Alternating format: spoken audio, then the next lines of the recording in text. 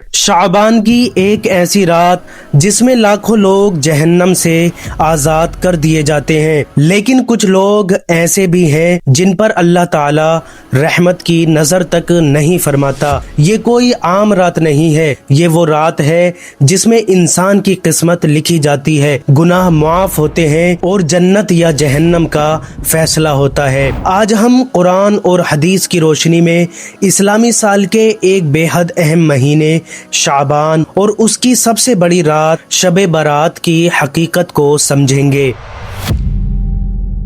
شعبان اسلامی کیلنڈر کا 8واں مہینہ ہے۔ یہ رجب اور رمضان کے درمیان آتا ہے اور یہ وہ مہینہ ہے جس میں اللہ کے رسول صلی اللہ علیہ وسلم کثرت سے روزے رکھا کرتے تھے۔ حضرت عائشہ صدیقہ رضی اللہ تعالی عنہا فرماتی ہیں کہ میں نے حضور صلی اللہ علیہ وسلم کو شعبان کے علاوہ کسی اور مہینے میں اتنے زیادہ روزے رکھتے نہیں دیکھا۔ اور حضرت اسامہ بن زید رضی اللہ تعالی عنہ بیان کرتے ہیں کہ میں نے رسول اللہ صلی اللہ علیہ وسلم سے پوچھا، آپ شعبان میں اتنے روزے کیوں رکھتے ہیں؟ آپ صلی اللہ علیہ وسلم نے فرمایا، یہ ایسا مہینہ ہے جسے لوگ رجب اور رمضان کے درمیان بھول جاتے ہیں۔ اس مہینے میں اعمال اللہ کے سامنے پیش کیے جاتے ہیں اور میں چاہتا ہوں کہ میرے اعمال روزے کی حالت میں پیش ہوں۔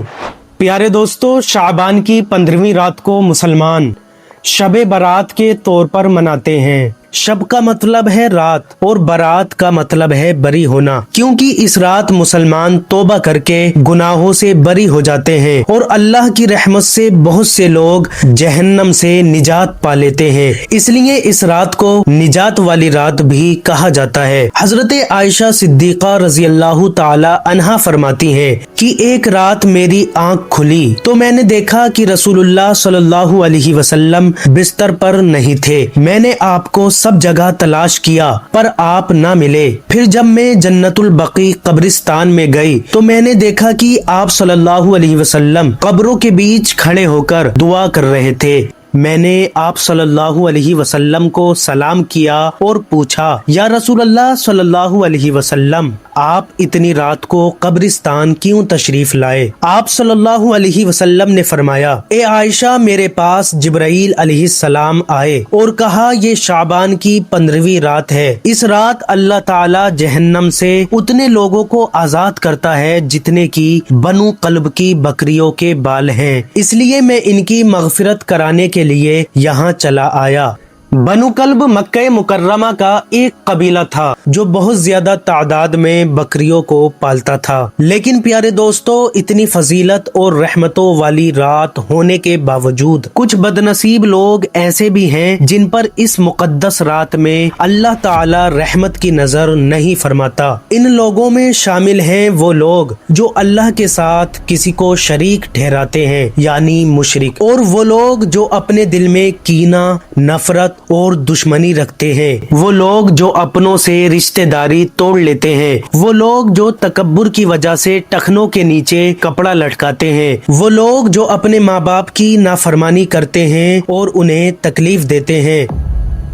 اور وہ لوگ جو شراب جیسی نافرمانی کو اپنی زندگی کا حصہ بنا لیتے ہیں۔ یہ حدیث سنن ترمذی میں ہے اور ابن ماجہ نے بھی اسے نقل کیا ہے۔ یہ وہ لوگ ہیں جو توبہ کا موقع ملنے کے باوجود اپنی زندگی کی کچھ برائیوں کو چھوڑنے کے لیے تیار نہیں ہوتے اور انہی گناہوں کی وجہ سے شب برات کی برکت سے بھی محروم رہ جاتے ہیں۔ سنن ابن ماجہ کی ایک اور حدیث میں یہ بھی ملتا ہے جو حضرت معاذ بن جبل رضی اللہ تعالی عنہ سے مروی ہے کہ رسول اللہ صلی اللہ علیہ وسلم نے فرمایا، اللہ تعالی شعبان کی 15ویں رات اپنی ساری مخلوق کی طرف دیکھتا ہے اور سب کو معاف کر دیتا ہے سوائے مشرک کے اور اس انسان کے جس کے دل میں کسی کے لیے کینہ ہو۔ شب برات کی رات سال بھر میں ہونے والا ہر حکمت والا کام جیسے کہ رزق، زندگی، موت اور دیگر احکام اللہ کے حکم سے فرشتوں کے درمیان بانٹ دیے جاتے ہیں تاکہ وہ انہیں انجام تک پہنچائیں۔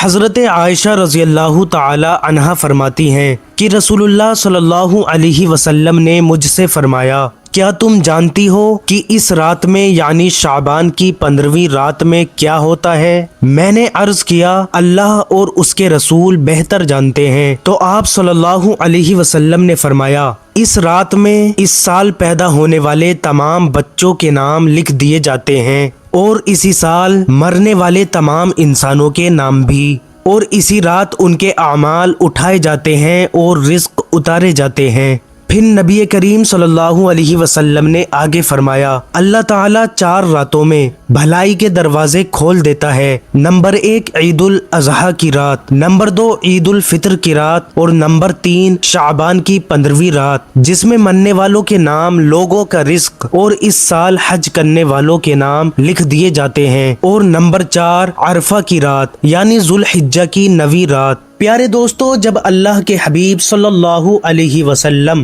جو گناہوں سے پاک ہیں اور جن کے صدقے میں اللہ نے یہ دنیا بنائی اپنے اعمالوں کو لے کر اتنے فکر مند رہتے تھے، تو ہم جو بہت بڑے گنہگار ہیں ہمیں بھی چاہیے کہ اس پاک مہینے میں اللہ کی خوب عبادت کریں، نفلی روزے رکھیں اور اللہ سے مغفرت طلب کریں۔